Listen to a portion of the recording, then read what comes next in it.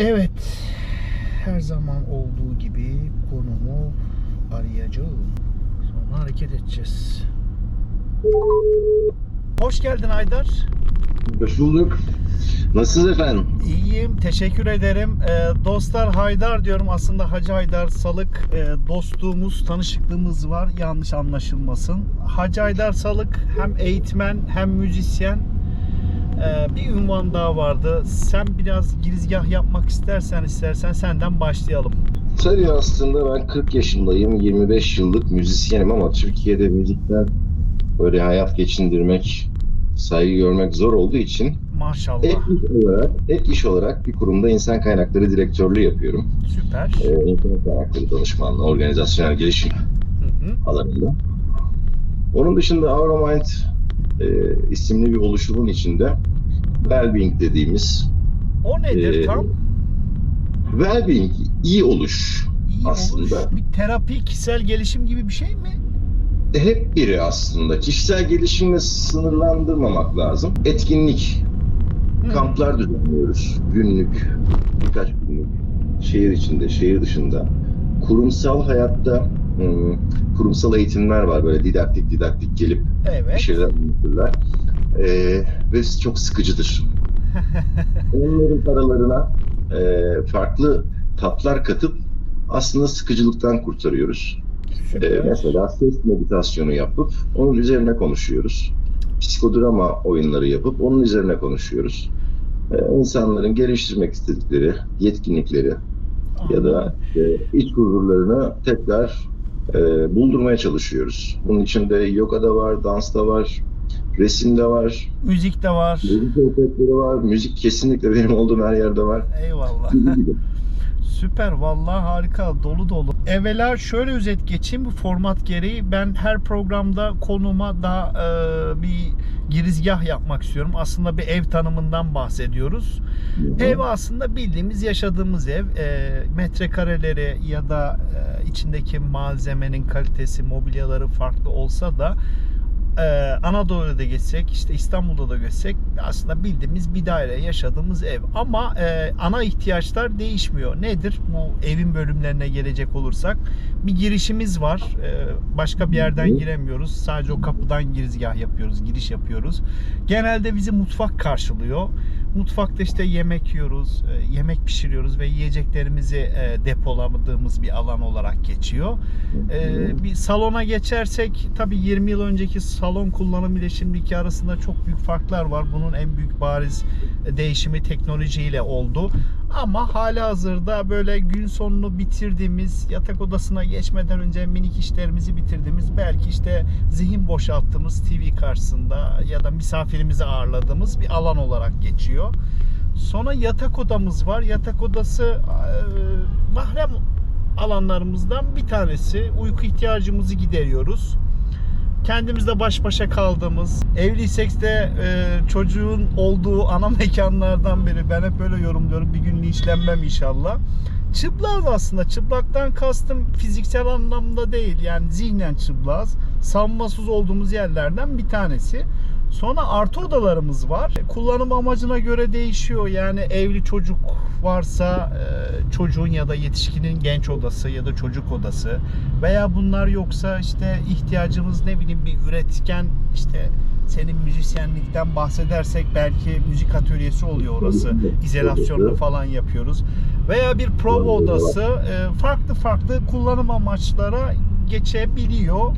Artı bir, artı iki oda şeklinde olarak. Bunların dışında bir de banyomuz var. Hijyen ihtiyacımızı giderdiğimiz alan. Çoğu banyolarımızda da metropollerde alan gereksinimi darsa çamaşır makinesi ve kurutma makinesini de aynı alan içerisinde bulunduruyoruz.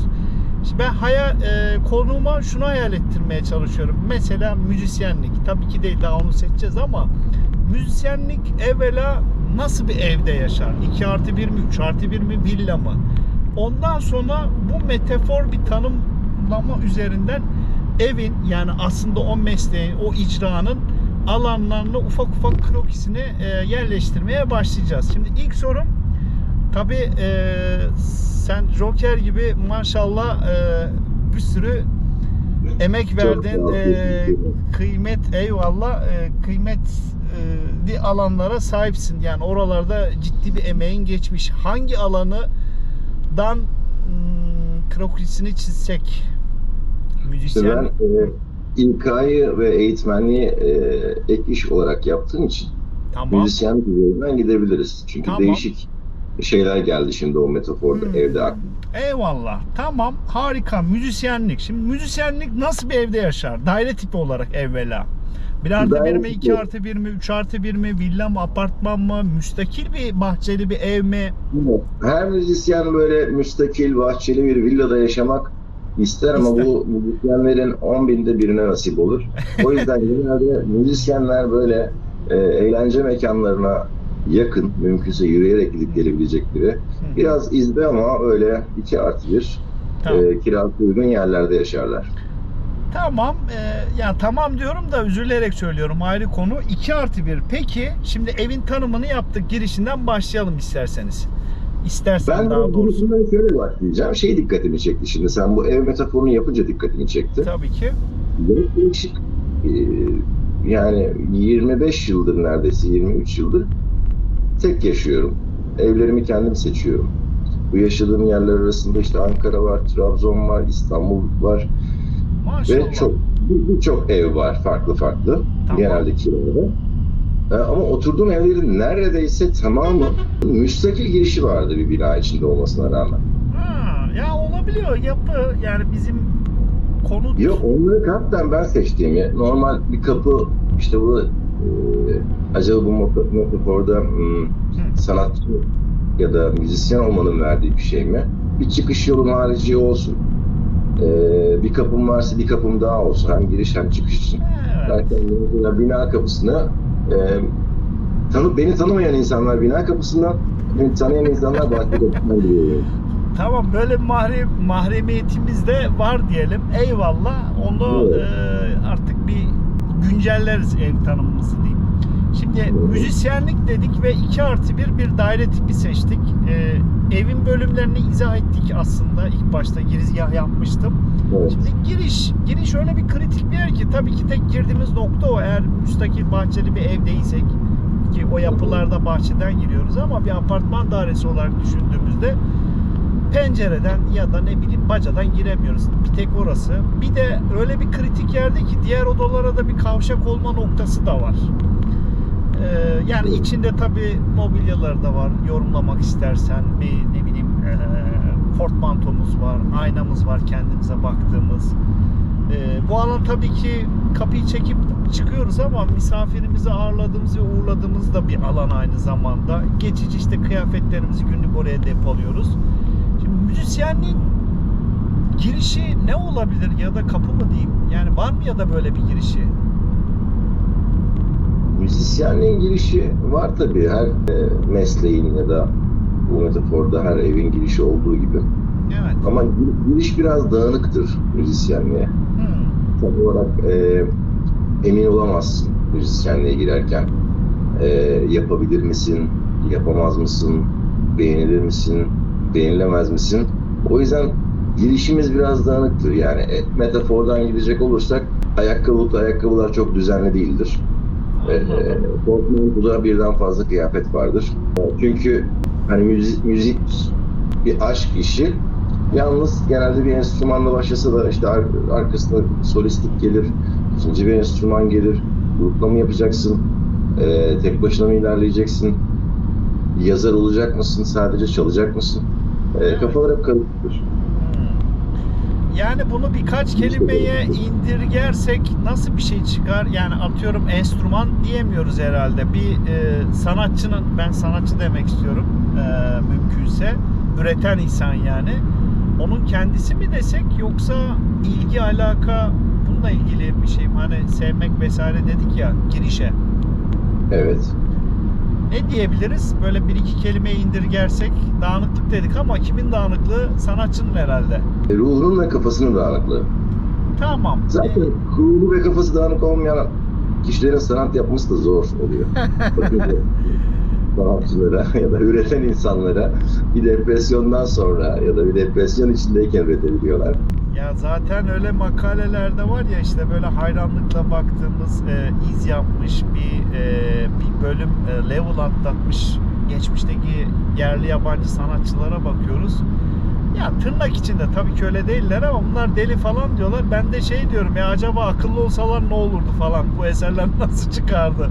Bir de böyle Yok bir işte boyutu var tutmazdı büyük ihtimalle. O da onun fenomeni diyelim. gibi. Eyvallah. Peki, güzel.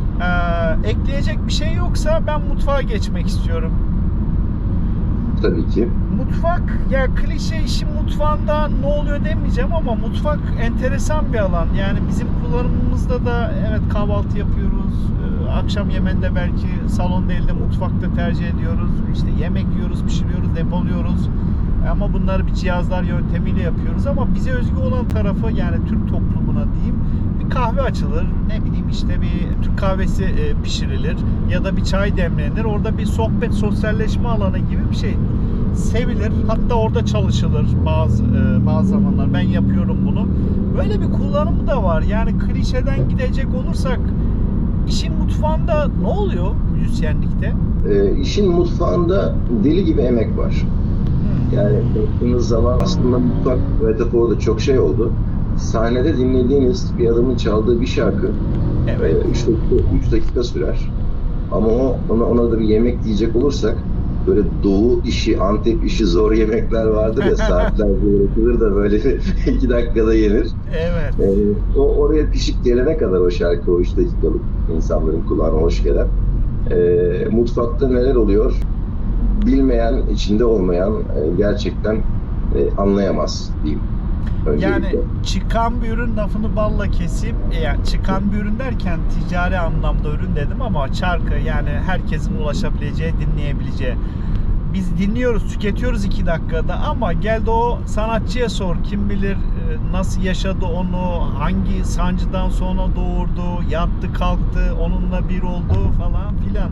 Böyle o kadar değil. Yattı kalktı, onunla bir oldu. İşte biri bir şarkıyı çıkarttı. Sonra onun başka biri aranjesini yaptı. Yani müzisyenin mutfağında bildiğin bir şef ekibi çalışır. Onun aranjesini biri yapar, mixini biri yapar, kaydını biri yapar. Doğal olarak onları yapabilmesi için. Bunu piyasaya biri sürer. Bırak şu an piyasadaki böyle değerli bir sanatçının çıkarttığı ürünü. En basit bir müzisyen. Yani müzisyenin de, yani sanatçının basit olmaz da, ne diyelim işte kendi şarkıları, kendi yaptığı işler olmayan başkalarının şarkılarını icra eden bir müzisyen düşün. O bile orada o şarkıyı çalabilmek için önce bir enstrüman aldı. Onun bütün matematiğini çözdü. Günlerini, saatlerini harcadı. Evet. Parmakları acıdı.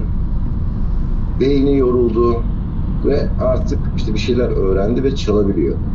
Eleştirileri yedi, 2 dayak yedi falan. Evet. Bir de onu çalıştı, prova etti. Provaya da bir zaman.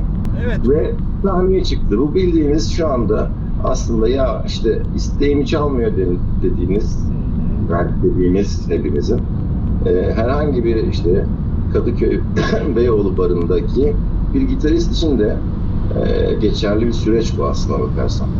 Eyvallah. Yani orada çıkan yemek o 3 dakikalık yemek değil. O 3 dakikanın içinde bir ömür var. Mutlaka. Yani en cümle bizim dinlediğimizin background'ı, yani o aşamaya gelene kadar ki neredeyse bütün süreci o mutfakta sanatçımız bir şekilde geçirdiği evre diyelim. Evet. Evet. Prova ediyor, yaratıyor, deniyor, üstüne bir şey koyuyor. Bir sonraki yemekte daha iyi yapmaya uğraşıyor. Evet. Araya farklı baharatlar, farklı tatlar katıyor. Ey maşallah. Beğeniliyor, mutsuz oluyor, beğeniliyor, mutlu oluyor. Eline sağlık diyen var, demeyen var. Demin onu dedim işte, 2 de dayak yiyor. Hep yiyoruz, yapacak bir şey yok. Eleştiri eyvallah, Domates atıyorlar falan, böyle kötü çalınca domates atıyorlar falan. Tabii. Bu kadar da candan bir kitlemiz var. Vallahi harika. Ekleyecek bir şey yoksa salona geçiyorum. Salona geçelim. Evet, salon. Girişte de bir izah etmiştim ama yani aslında günü bitirmeden belki ufak tefek işlerimiz varsa kucağımıza laptopu alıp bir elimizde meyve tabağı ya da kahvemiz, TV'nin de hafif sesi geldi, biraz zihin boşalttığımız bir alan, rahat hissettiğimiz bir alan. Onun dışında da misafirimizi ağırladığımız alanlardan biri. Böyle bir kullanım, güncel kullanımda. Acaba hani misafiri de ağırlıyoruz ya, biraz vitrin, hani galeri gibi bir mekansal bir yaklaşım da oluyor. Evet. Ben bilmiyorum, ilk aklıma gelen sesli düşünüyorum. Tabii ki haddim değil yorumlamak senin alanı ama sahne geldi mesela. İlk müzisyenlikte salon, öyle mi daha doğru olur? Sahne olarak mı yorumlasak acaba salonumuzu? Yani gelen misafir dediğin için sahne olarak da olabilir. Yine içeride şeye de bakabiliriz. Ne derler onun adına? Evet. Bir müzisyenin salonu, yani gerçek içten misafirini ağırladığı yer ya. Evet. Dizayn olarak nasıl olur? Bir, yeni başlayan müzisyenin yine dağınık olur. Aynı girişteki metaforda olduğu gibi. Evet. Az ilerlemiş müzisyenin fazla sükseli, fazla güzel olur. Böyle her şey altın varaklı falan. Şimdi bunu da açacağım sonra. Tamam. İlerlemiş, aşmış diyelim ya da yaptığı işi içselleştirmiş kişinin de, müzisyenin de çok sade olur. Bu ne anlama geliyor? Şu anlama geliyor. Önce bunu yeterlilik düzeyleriyle de açıklamak lazım. Bilinçli yeterlilik diye bir kavram var. Ben gitar konusunda bir yaşımda ya da enstrüman konusunda, sahne konusunda bir yaşımda bilinçliydim. Evet, enstrüman çalmayı da biliyordum. Yeterliydim de, hatta önce diyeyim bilinçliydim ama yetersizdim. Hani ya yanlış basarsam, yanlış basıyordum arada bir falan böyle. Kafam karışıktı. Ondan sonra ilerledim, bilinçli ve yeterli oldum. Evet. Bu bilinçli yeterlilikte şöyle bir şey var. Kendini gösterme ihtiyacı olur orada. Hem bilinçliyim enstrümanın konusunda, hem yeterliyim, araya 3 dakika solo koyarım. Çok güzel hareketler yapıyorum. Şöyle gamlar biliyorum. Şu akoru herkes duymalı. Evet. Gibi bir o bilinçli yeterliliğin bir anlamsız özgüven ya da ne bileyim bir ukalalığı olur. Rüştünü ispat desek, daha böyle yuvarlasak. Evet, rüştünü ispat, ama ispat kime ispat? Karşındaki eğer senin bir şey yapıyorsa anlamıyor ki orada diminiş bastın ya da la minor bastın. Yani o konu o değil. Sen duyguyu geçiremiyorsun orada. Şeyden uzaklaşıyorsun aslında. Kafa ağrıtıyorsun bir yerden, iyi bir şey. Karşımızda bir müzik otoritesi olsa rüştü ispat okey de, ama dinleyici bu ne olunca öyle? daha Sen farklı bakıyor. Niye görüyorsun arkadaşım yani mesela? Yani sen bir Dream Theater mısın? Değilsin. Boş ver. Malmsteen de değilsin. Çalma satayım. Yap şarkını geç yani. Ondan sonra bilinçsiz yeterlilik bölümü geliyor. Sen zaten işte yeterlisin ve hani akıyor zaten. Hani bunu düşünmüyorsun. Şuna da bilinçsizlik şöyle. Bir şey ispat amacın yok. Mesela ilk araba kullanan çocuk böyle işte vites küçülttüm, şöyle hızlandım gibi işler yapar ama ben işten gelirken nasıl geldiğimi bilmiyorum. Vitesi nasıl değiştirdim, hangi şeride geçtim, ne yaptım, ne ettim bilmiyorum. O raddeye geldiğinde de müthiş bir sadelik oluyor. Sadece basman gereken akuru, basman gereken notu, söylemen gereken şarkının söylemen gerektiği şekilde sözlerini söylüyorsun. Akıyor. Akıyor. Salonu da bu şekilde yorumladık. Artı bir odamız var yatak odasına geçmeden önce. Evet. Yani bu tabii evli çocukluysak, yani çocuğun odası oluyor genelde ya da yetişkin neyse. Değilsek o bir müzisyen için grup arkadaşlarının odası olur. Neden o öyle söylüyorum? Pro odası mı gibi bir şey mi? Pro odası gibi değil. Mutfak demiştik ona. Mutfakta provanı da yapıyorsun, deneylerini de yapıyorsun, Tamam, çalışıyorsun. pardon. Özür. Böyle bir durum. Müziğin içindeki entelektüelite değil. Çünkü bir sanatı icra etmek için başka şeylerden beslenmek zorundasın. Yani ben sadece müzisyenle yapabileceğim bir şey, gidebileceğim bir yer yok. Çünkü o sanatın bir dalı. Orada bir sahne sanatı yapıyorsun. Tiyatral olman lazım mesela, işte Türkçeden örnek vereyim. Bir Ali Desidero vardır mesela. Evet, onu MFÖ. tiyatral söylerler orada. Hatta bayan vokal yoksa rahmetli söylerdi. Ay nasıl olur? Ben sizi hiç tanımıyorum ama gibi mesela. Evet, doğru. Orada tiyatrallığı vermek için tiyatroyu bakman lazım. İçselleştirmen lazım mesela. Ya da Kıyafeti var, ona göre, zamanın ruhuna göre hangi modaysa Aynen öyle. onları yapmak gerekiyor. Yani bir kıyafet tasarımı Doğru. ama neyse grup ya da şahısa bize özel olmalı. Yani çok eskiden işte Zeki Müren deyince tabii ki ses, müzik ayrı da bir kıyafet de aklımıza geliyordu aynı zamanda gibi. Kesinlikle. Bir tarzının oluştuğu, yani tamam sen müzisyensin, belli yerlerde her şeye hitap edebiliyor olman lazım. Belli bir tarzın da olmalı. Bunun yanında, bunlarla birlikte yine farklı bir bakış açısı. Bir gitarist sadece gitar bilerek bir şey yapamaz. Yani orada çünkü bu bir sosyal bir iş ve bir bedenin parçası gibi. Yani kan bir solo enstrümansa et bir ritim enstrüman, işte organlar bir tuşlu enstrüman gibi. Hatta çok sevdiğim, her yerde paylaştığım bir müzisyen atasözü var mesela. Eyvallah.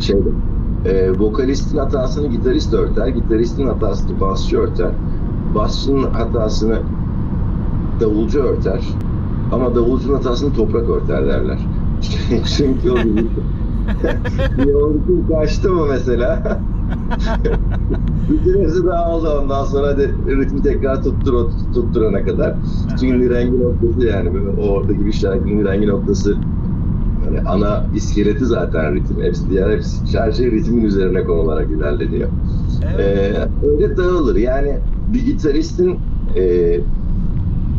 bas partilerini de biliyor olması lazım. İşte bir davulcu kadar olmasa da bir davul da biliyor olması lazım. O misafir odası dediğimde aslında diğer disiplinlerin içselleştirilmesi için durulan, vakit geçirilen alandır. Evimiz ufak ufak şekillendi. Hatta epey bir şekillendi. Geldik kritik odalardan bir tanesine, yatak odası. Aman.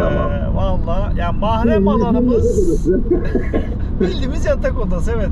Seksi de orada yapıyoruz. Farklı bir fantazilerimiz yoksa. Bu arada konuklar farklı bir yere çekmeye gerek yok. Seks dediğimiz şey metafor.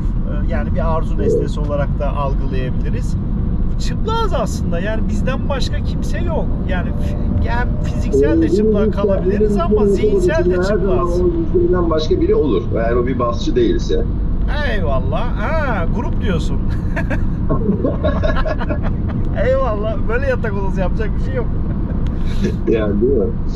Şöyle, yatak odası, bir müzisyenin yatak odası.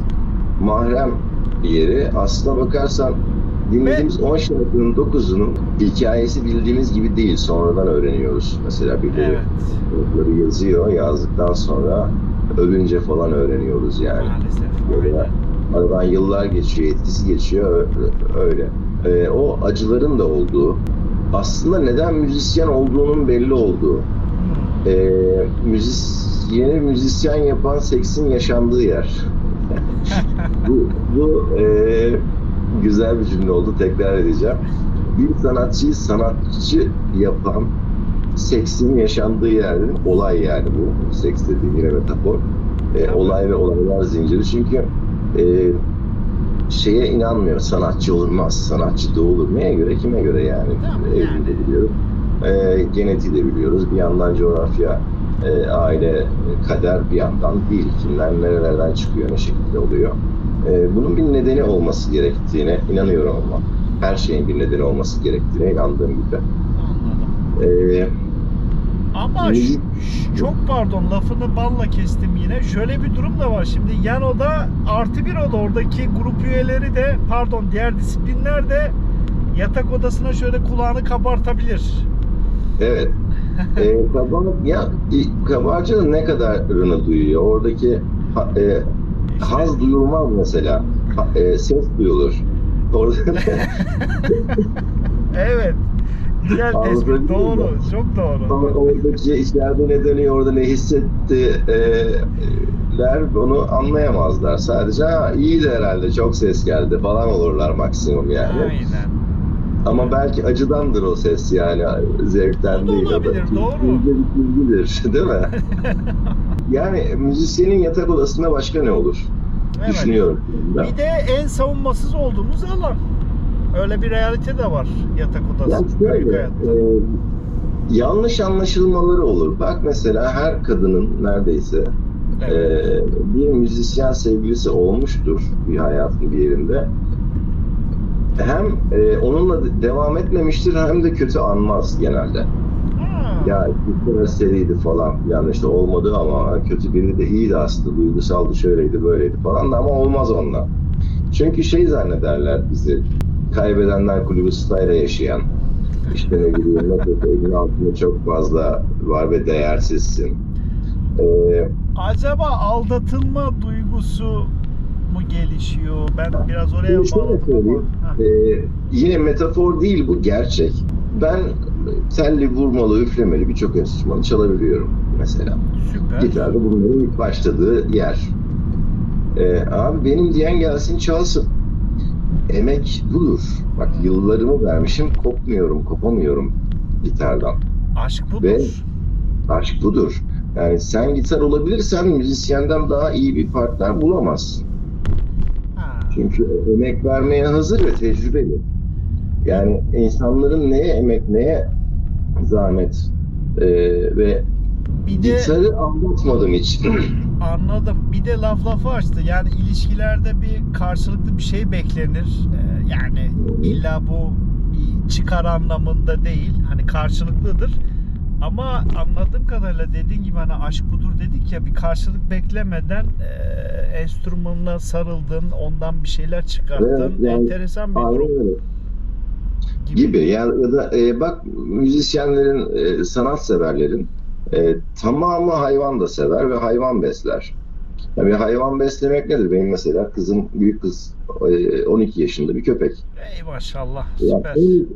12 yıl bir köpeğe bakabiliyor olmak bile aslında bir istikrar göstergesi ama kadınlar bu ayrıntıları göremiyor mesela. Tamam. Kendi özelimde, kendi derdimi anlatmıyorum. Yanlış olmasın. Yok E, yok. o konuda Anlamıyoruz da ya, kadınlar yani yine klasik. ama bak Heh. iflah olmaz. Böyle bir ilişki sürmez. Şöyledir, böyledir Yani modunda. iyi ki de varlar ama bizden farklı düşündükleri kesin. Artık hani çok da linç yememek için bence bir virgül koyalım buraya. Ne yapıyoruz şu anda, red pill'e falan giriyor. Yok öyle bir dünya yok tabii ki kadın. Kadınlar bu dünyanın en değerli Aynen. varlıkları. Bizi biz yapan onlar evrimsel olarak da. Öyle. Annelerimiz var en başta zaten. Yani Hayır, o formatta duygusal değil. Ben yine evrimden düşündüm. eyvallah. Çünkü hep seçici olan kadınlardı ve bizi onlar bu hale getirdi. Hani Vay. Evet. zaten seçmedikleri de yok oldu, öldü. Biz de onların seçtikleri formatta ilerleyen DNA'larız mesela. Evet, yapacak bir şey yok. Ne yapalım? Rolümüz böyle. Rolümüzü iyi oynamaya çalışıyoruz diyelim. Bir hayat, aynı fikirlerimizi paylaşan da bir hayat arkadaşı demek istiyorum. Ben bulursak ne hala beraber yaşlanıyoruz bir şekilde. Yatak odasını da güzel açtık diye düşünüyorum. Detaylı hatta. Geldik en kritik yere. Banyo. Banyo enteresan bir yer. Yani evet, hijyen ihtiyacımızı gideriyoruz. Ne bileyim işte dişimizi fırçalıyoruz, duş alıyoruz, banyo yapıyoruz. Evet, pis kokmamak için ya da ağzımızın temiz kokması için ama hem fizik ama aynı zamanda refresh dediğimiz tazelenme yeri. Yani vücut da istiyor onu, diş de istiyor sağlık açısından. Yani hijyenin kol gezdiği bir yer. Rahatlama da yeri aynı zamanda. Affedersin, bir sıkıştığımızda oh be dünya varmış lafını sürekli orada telaffuz ediyoruz mesela. Evimizde ya da dışarıdaki herhangi bir şeyde, Bu zaman lavaboda.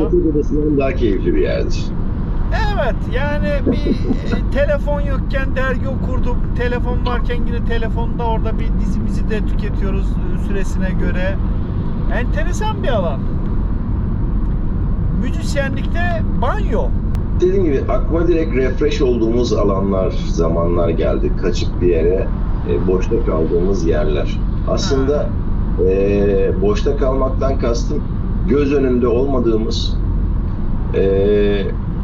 işimizi yapmadığımız, zamanlarda yaptığımız aktiviteler. Yani demin misafir odasında şey demiştim yani, yine işin için ekstra beslendiğin yer.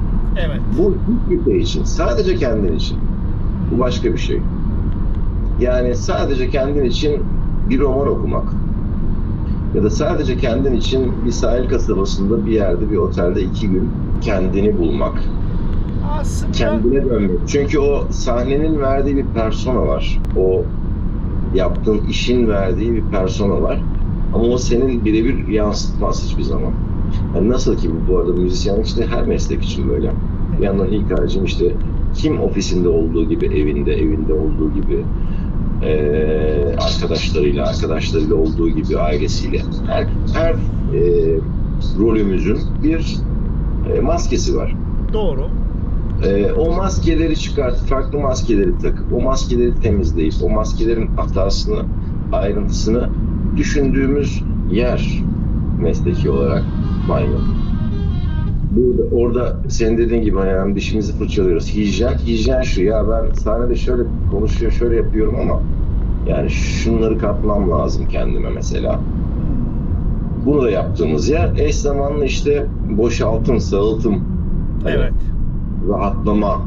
Ya işten çıktım şu anda ve karnımdaki o işten biriken pislikleri, yanımda işten biriken toksik maddeleri, işte dışkılama yoluyla sindirim sisteminden, sindirim sistemi marifetiyle vücuttan attığımız bir alan bizim banyolar. Aynı zamanda metaforlaştırsak zihinden dağıttığımız yani evet, günlük yani hayatta çok o toksit şeyleri biriktiriyoruz işte stresti vesaire falan filan.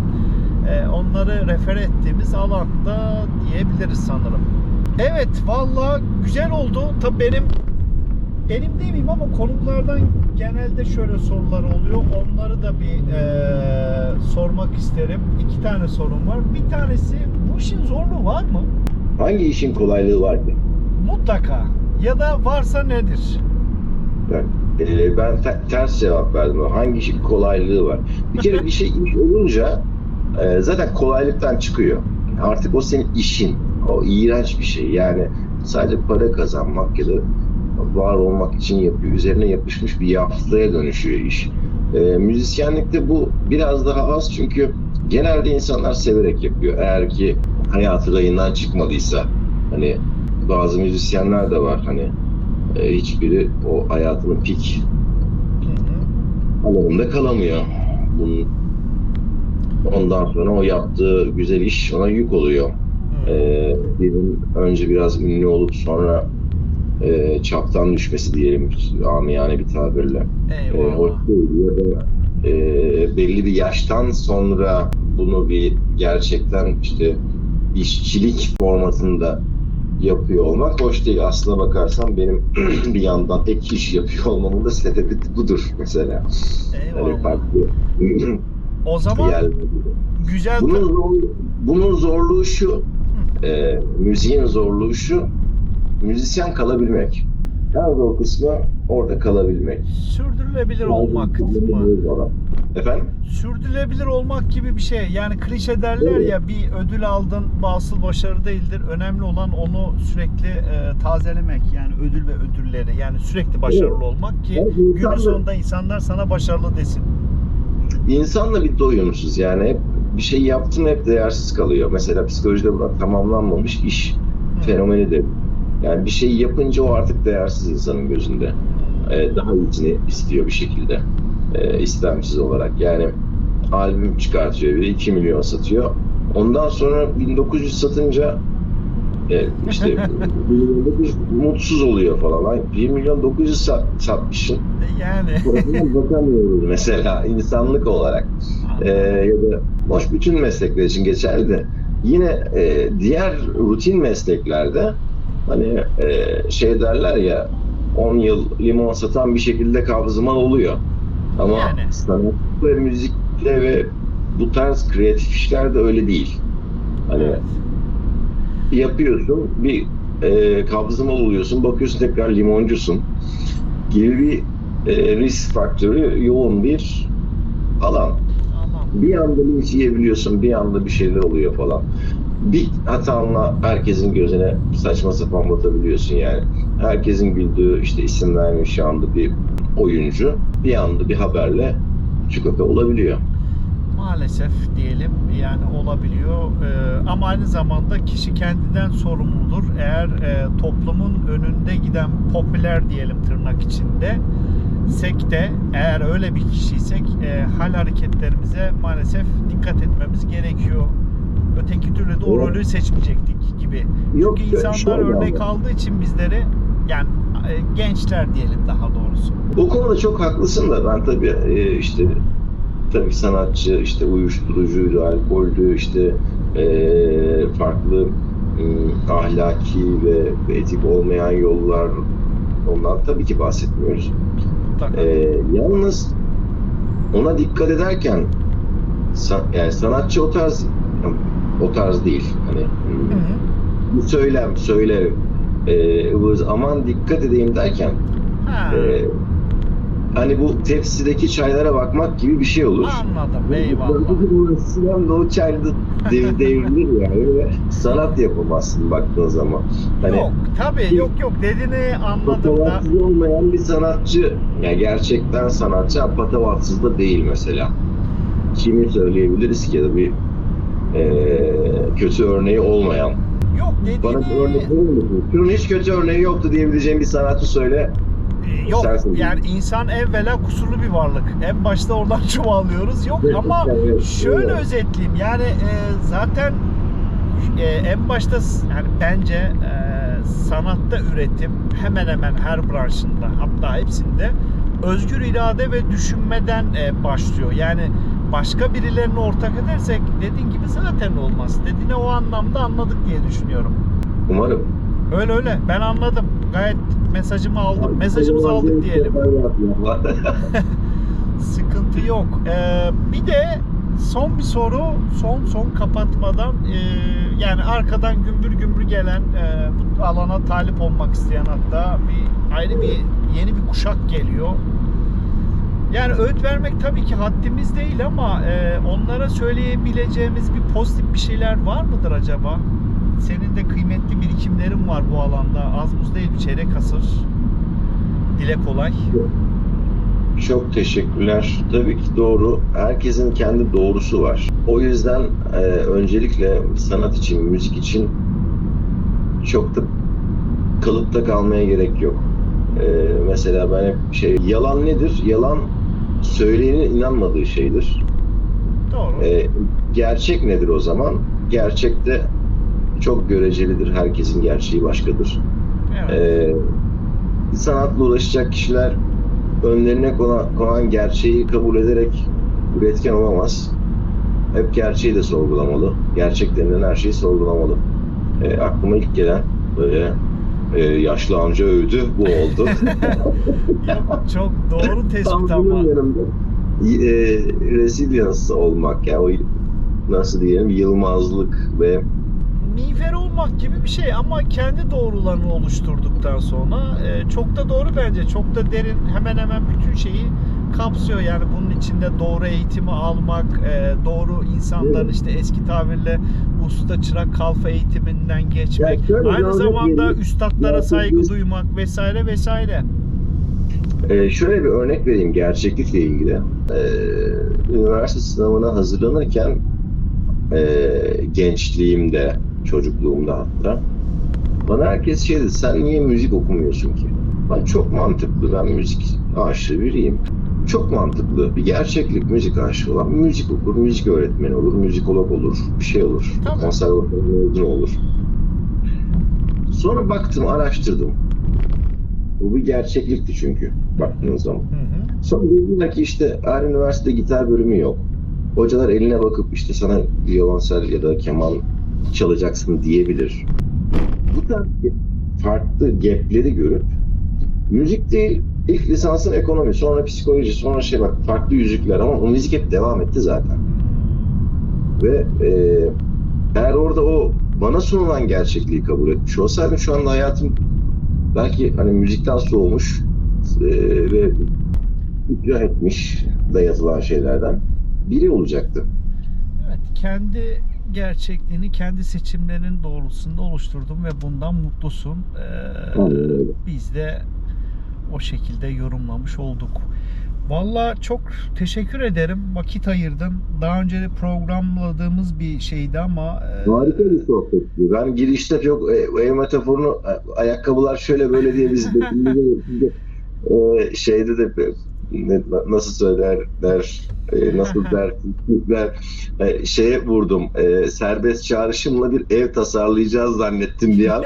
Ayakkabılar falan gibi böyle saçmaladığım anlar oldu ama sonradan aydım biraz. Yok, O yok. yüzden Gerçekten çok estağfurullah, değerli şeyler paylaştın. Mutlaka insanlara da dokunan tarafı, yani daha doğrusu bizi izleyenlere vardır. Ben de minik bir çağrımı yapayım. Siz de konuk olmak istiyorsanız, mesleğiniz ne olursa olsun, YouTube'da, yani bu programda aşağıda yorumlar kısmında yazışma bir adresimiz var. Yani WhatsApp numaramız. Oraya kimlik bilgileriniz, yani daha doğrusu adınız, soyadınız, konuşmak istediğiniz meslek ya da ünvanınızı yazın. Zaten direkt sizinle irtibata geçecek olan benim. Umarım takvimimizi alırız. Konuşacak, gördüğünüz üzere çok meslekler var. Ayırmıyoruz. Ne olursanız olun. Yeter ki o bilgi birikimi bizim için çok kıymetli. Çünkü farklı insanlarla da bir anlamda paylaşmış oluyoruz ve bir katma değer oluşuyor. Bundan da mutluluk duyuyoruz diye düşünüyorum, diyorum. Hacı Haydar Salık, çok teşekkür ederiz. Sağ ol, var ol. Ben teşekkür ederim böyle bir oluşumun içinde sohbet fırsatı sunduğun için. Eyvallah, Evet. ne demek. Teşekkür ederiz tekrar. Görüşmek üzere. Görüşmek üzere, sağ olasın. Hoşça kal Mehmet. Eyvallah, bay bay.